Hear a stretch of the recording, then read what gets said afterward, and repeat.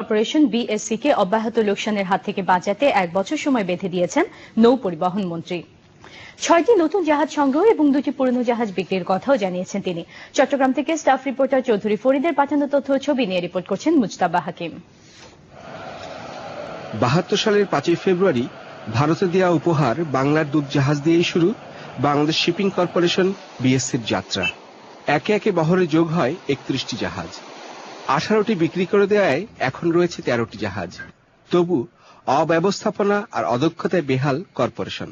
অফিসের আগে 50,000 টাকা দিয়ে করা হয়তো 60,000 বা 70,000 80,000 যে ক্যাপ্টেন কাজ করতো বা চিফ ইঞ্জিনিয়ার সাহেব কাজ করতো, ওনাদেরকে এখন 3 লাখ 4 লাখ 5 লাখ টাকা টাকা আনা হচ্ছে। অথচ 10টা জাহাজ আজকে 1.5 বছর এখানে বসা।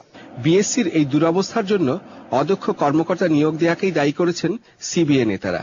শিপিং লাইনে দক্ষ অভিজ্ঞ কর্মকর্তা নিয়োগের দাবিও জানিয়েছেন তারা।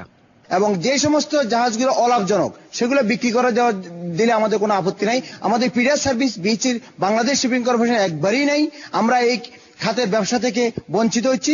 শনিবার রাতে কর্পোরেশনের বোর্ড সভা শেষে নাজুক পরিস্থিতি থেকে কর্পোরেশনকে রক্ষার অঙ্গীকারের কথা জানিয়েছেন নৌ পরিবহন মন্ত্রী।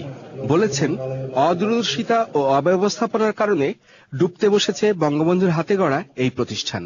1 বছরের মধ্যে আমরা সকলে মিলে চেষ্টা করি বিএসসি কে আমরা পুনরায় করতে পারি কিনা এবং আরো ভায়াবল এবং পারি কিনা।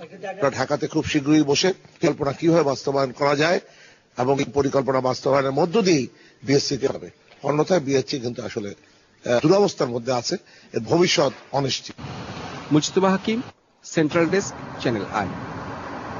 প্রিয় দর্শক, সংবাদে এই পর্যায়ে নিচ্ছি এসএন ব্যাংক বিরতি। আর বিরতির পর অন্যান্য সংবাদের সঙ্গে জানিয়ে ফিরছি।